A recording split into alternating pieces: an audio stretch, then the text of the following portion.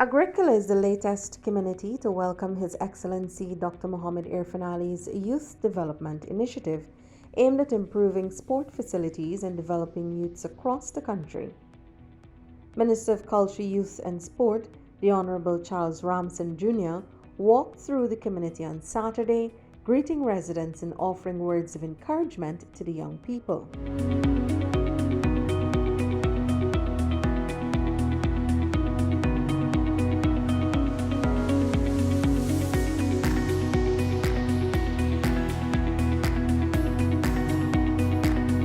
Minister Ramson Jr.'s first stop was at St. Anne's Anglican Church, which is currently under construction. The minister spoke of his commitment to the church. They've said, look, they have some flooding issues. So I've spoken to the pastor and I've asked him to organize some people from the community so that we can help with getting those drains cleared so that he doesn't have the water logging. That's just the first thing. In the meantime, he continued his walk along Brutus Street, meeting and greeting residents, making his way down to the community recreational ground. Saturday's visit to Agricola is part of a larger program by the government to reach every Guyanese regardless of geographical location. This is the President's initiative where he wants the government to remain engaged with people and that we have to remain connected. And you would find that this activity is really a representation of what is happening all across the country.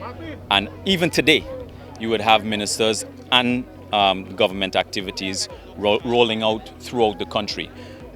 But an important point of this is that coming into government, what the People's Progressive Party had said was that we would be a government for all people. Regardless of whether the area had supported the PPP, whether the people had supported the PPP, our position in government, our action in government would that we would be a government for all people. So you won't find us only going into areas that are exclusively supportive to the PPP. We are going to go into all areas that regardless of whether they supported us or not. And this is what's happening here is just what's going to be happening all across the country.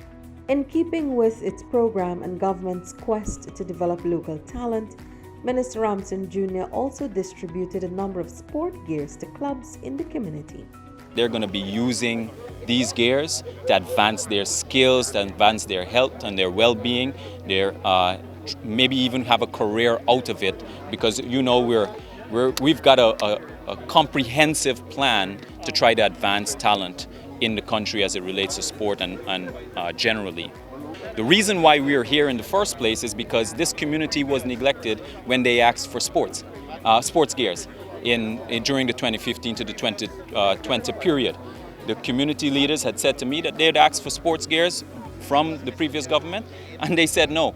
So the moment that we had a request come in from this area, which is how we're treating all the other areas too, is that we wanted to make sure that the community has it. And one of the principles was that we want to make sure that the community has access to both the grounds as well as the gears. Additionally, Minister Ramson Jr. said the budgetary allocation for youth is being crafted to better serve the nation's young people.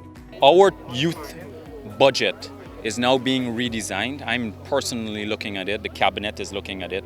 It's being redesigned so that it becomes more fit for purpose.